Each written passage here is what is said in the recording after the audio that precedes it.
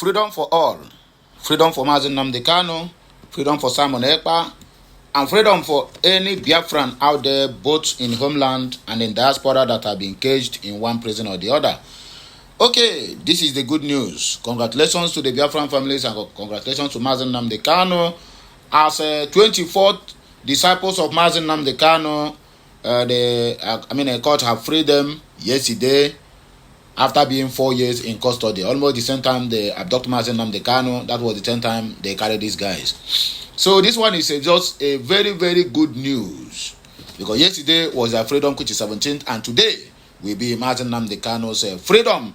My only prayer and concern is that make that hand of monkey no near the support again. No, that is my only concern and my only worry. But in all, freedom for NNAMDI KANU. So my people, let us rejoice. This is another landslide victory for the Biafrans. We are moving forward. Don't worry. It might not be just kwam, but it may surely happen that Biafra must surely regain their territorial integrity.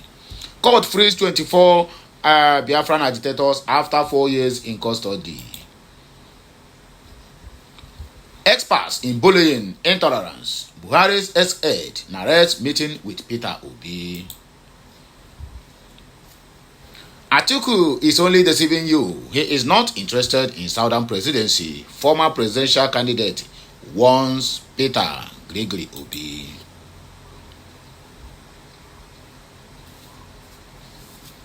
Nigerian soldiers reject 13.7 million naira bribe from terrorists in Plateau and arrest suspect. This one they will pray tomorrow and call am repentant Boko Haram. Abike Dabiri Eriwa commend declaration of Ijo Day in USA because they call it Ijo Day, but the one that they have Igbo Day in North Carolina, I didn't see you comment it to bastard. You bastard. What do they call herself? You bastard minister. Mad people. Your hatred can never change anything. Your racist can never change anything. Your bigotry can never change anything. I stare you before your face. You this ugly monster that call herself Dabiri Eriwa or whatever it is. Now me and Ona for this online. Ona must run. Ona must run. Anyway, my people, I beg, let us go straight to the reason why we are here this morning. Like, share, comment, and make sure you keep subscribing. In the comment section, don't forget, congratulations to NNAMDI KANU. Congratulations to Biafrans, congratulations to Ekpa, congratulations to Dr. Ngozi Orabueze, and more especially, congratulations to the United States of Biafra government and also their cabinets. Oya, if you are ready, please clean your ear as we move. And Ebonyi State High Court sitting in Abakaliki on Thursday discharged and acquitted the final batch of the 24 Biafran agitators standing trial for conspiracy and treason, ending a 4-year-long legal battle. Nigerians report that the judgment delivered by Justice I.P. Chima brings to a close the case of 36 pro-Biafran activists who were arrested and remanded in custody on the May 2020. The first set of 12 had been earlier freed in separate rulings. The freedom fighters arrested over their alleged involvement in secessionist activities had been in prison custody since 2020. Oh, they were even there before NNAMDI KANU. That means supposed to be 5 years, not 4 years. Awaiting trial on charges that defense lawyers say were recycled and baseless. Their release on Thursday, which is yesterday, followed a preliminary objection filed by the defense team, which argued that the accused were being subjected to double jeopardy, a violation of Section 36 of Section 9 of the 1999 Constitution as amended. The court upheld the argument that under the legal doctrine of auto fois acquit, no person should be tried again for offences for which they had previously been discharged and acquitted. Justice Chima, agreeing with the submission made by the defense counsel, Sir Ifeanyi Ejiofor, ordered the immediate release of the 24 detainees from the correctional facility. Reacting to the ruling, Ejiofor described the judgment as a triumph of justice and praised Justice Chima for his boldness, fearlessness, and intellectual clarity. He also decried the prolonged incarceration of his clients, many of whom he said had been repeatedly discharged by other courts in Ebonyi State, only to be rearrested and recharged on similar grounds. Describing the charges as frivolous and unfounded, the IPOB lead counsel declared, "Today's historic ruling followed our preliminary objection, which powerfully highlighted the brazen violation of their fundamental rights, particularly the constitutional guaranteed protection against double jeopardy enshrined under Section 36, Subsection 6 of the 1999 Constitution of the Federal Republic of Nigeria as amended. This sacred principle, Autofois Acquit, stipulates that no person shall be tried again for an offense in respect of which they have previously been discharged and acquitted." In a bold, fearless, and intellectually profound ruling, his Lordship, Honorable Justice I.P. Chima, upheld our arguments in their entirety and lent judicial weight to the cause of justice. We salute the learned judge's exceptional courage, depth of reasoning, and unwavering commitment to the sanctity of the Constitution. His erudition and moral clarity have restored faith in the judiciary as the last hope of a common man. Above all, we return all glory, honor, and adoration to the Most High God, Chukwu Oke Abiama, Onye Pụrụ Ime Ihe Niile, our eternal rock, fortress, and deliverer. This is another unprecedented victory made possible only by His mighty hand. We acknowledge that without Him, this milestone will not have been possible. In line with our court directive for their immediate release, we are taking prompt steps to ensure full compliance without delay.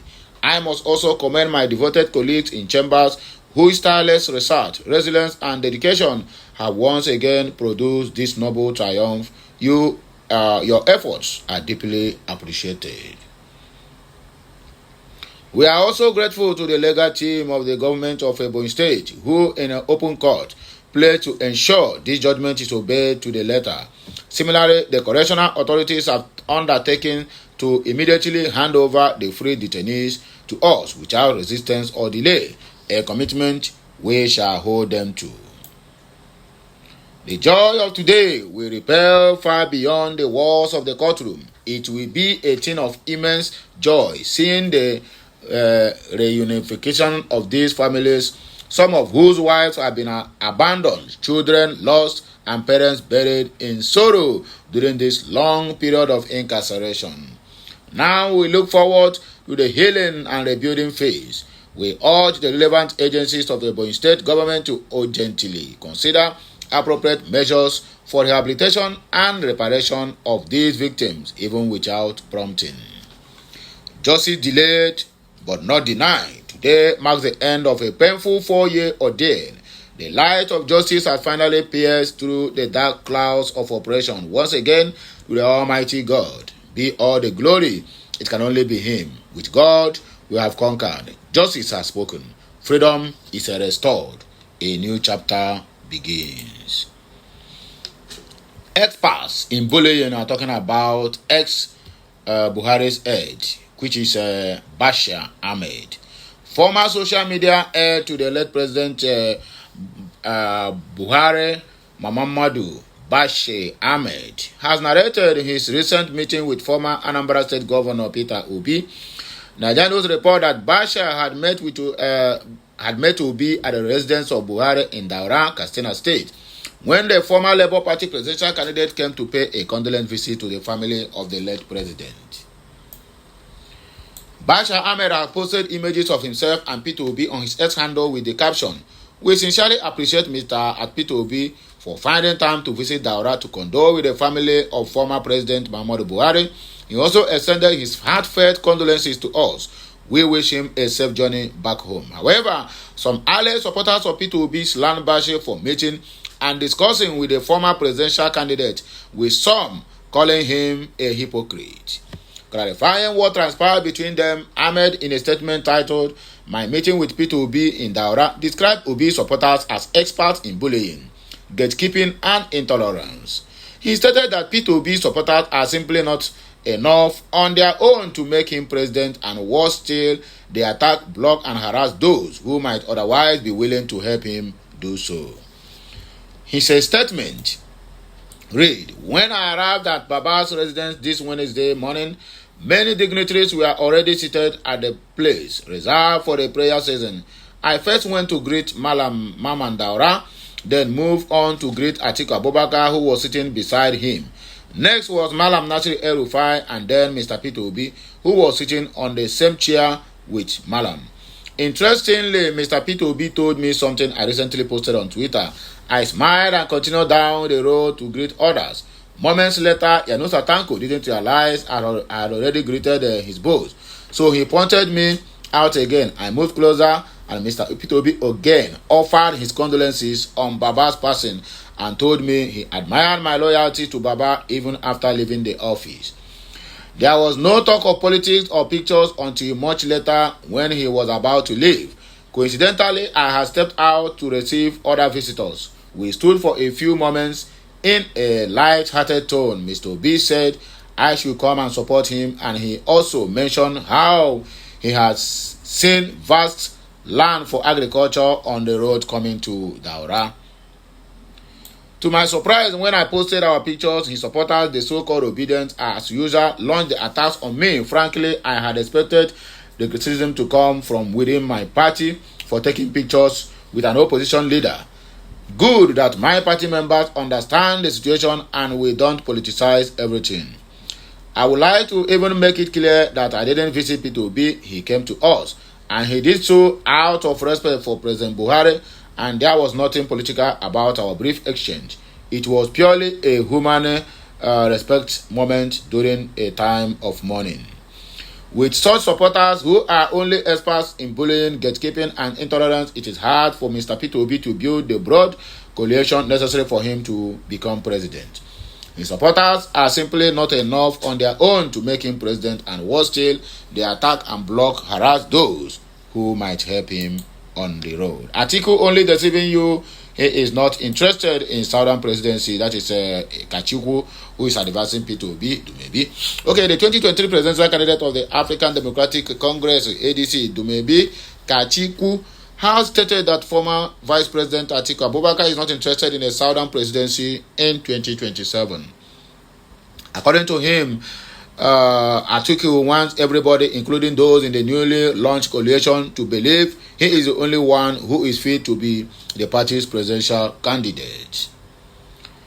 Specifically, Kachiku submitted that Atiku doesn't believe in a Southern presidency and is using some charlatans to deceive the 2023 Labour Party presidential candidate Peter Obi into believing that only he, Atiku, has what it takes to win an election because he can garner the majority of the North's votes. The former ADC presidential candidate, however, submitted that if Atiku truly has good intentions, he must support the presidency to remain in the South for the next 6 years. He, however, said that because of his selfish ambitions, Atiku will not support a Southern candidate. If the former ADC presidential candidate stated that his party is not for sale and cannot be taken over by Atiku and other coalition members, adding that Nigeria needs fresh politicians with new ideas that can move the country forward. Nigerian News report that Kachiku made the submissions during a press briefing on Thursday. He said this fake coalition are staging events in different parts of the country where they pay poor Nigerians to say they are decamping from other parties to ADC. This is the typical strategy match of these old politicians, and we have had enough of it. They need to sing a new song, if possible. In conclusion, we are a party that believes Nigeria needs fresh faces, fresh ideas, and fresh ideals and fresh ideas. This current political war is the war of the old for the old. It is not for our fight. Okay, in the ADC, Nigeria and Nigerians will always remain our objectives. Moving forward. Nigerian soldiers reject 13.7 million bribe from terrorists in Plateau and arrest suspects. But at the end, these same people will be freed. on the guise that they have repented. The defense headquarters on Thursday said operatives of Operation Safe Haven in Plateau State rejected a bribe of 13.7 million naira offered by two suspected terrorists during a recent operation along the Jos Sanga Road. The Director of Defense Media Operations, Major General Marcus Kangi, disclosed this during a press briefing in Abuja, where he provided updates on ongoing military operations across the country. According to Kangi, the suspects attempted to buy their freedom after being intercepted by troops responding to a distress call about terrorist activity in the area.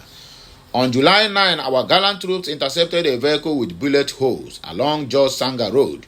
The suspect attempted to indulge the troops with monetary gratification, which they declined, Kangaya revealed.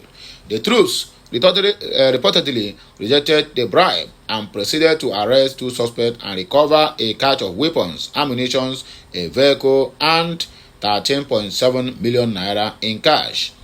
The journalists understand that the recovered items are now in military custody and investigations are ongoing. Kangi also reported that the troops had conducted several offensive operations and responded to distress calls across Bassa, Bakin-Ladi, Rayom, Jos East, and Southwest in Plateau State, as well as Kaura and Sanga in Kaduna State as well. He retweeted that the military remains committed to ensuring peace and stability across the country, warning that those attempting to compromise troops or obstruct justice will face the full wrath of the law. The last, but not the least, Abike Dabiri commends declaration of Ijo Day in USA. Chairman of the Nigerians in Diaspora Commission, NIDCOM, Honorable Abike Dabiri Eriwa, the Afon Jazz, has congratulated the Ijo community over the official recognition of July 5 as Ijo Day by the city of Houston, Texas, USA. Nigerians report that Dabiri Eriwa, in a statement through the NIDCOM Director of Media, Public Relations and Protocols Unit, Abdul Rahman Balogun, described the development as a proud and historic moment for the Ijo people, Bayelsa State, and Nigerians at large. Dabiri Eriwa stated that the recognition is a significant milestone that aligns with NIDCOM's mission and strengthens ties between Nigerians at home and abroad while promoting the preservation of cultural identity. According to her, the declaration highlights the growing influence of Nigerian diaspora communities and the increasingly global recognition of Nigeria's cultural heritage and contributions. She said the recognition of July 5 as Ijo Day in Houston is both a celebration and a call to deepen diaspora engagement and collaboration, stressing that it is an opportunity to foster stronger partnerships with the state government, particularly Bayelsa State, and to encourage initiatives that leverage diaspora influence for national development. While reaffirming the Commission's commitment to supporting such milestones and facilitating platforms that enhance the visibility, the impact of Nigerian communities abroad, Erika Dabiri Eriwa lauded the leadership in Houston, whose dedication and advocacy led to the significant recognition of Ijo Day in Houston, Texas. Anyway, my wonderful people, I beg, if you like saying here, we go take back break. More of these videos is coming your way. Just make sure you like, you share, you comment, and you keep subscribing because more of these videos is coming right your way. Just make sure you drop your personal opinion at the comment section of this video. And don't forget, congratulations to NNAMDI, KANU, to Simon Ekpa, and to Dr. Ngozo Rabeze for their wonderful works and for collecting bullets anytime, any day for the Biafrans. So that's the only thing you can give to them. Just congratulate them at the comment section and they will receive your greetings and your appreciation messages. Have a nice day and may good luck continue to see us through. My people, I love you all.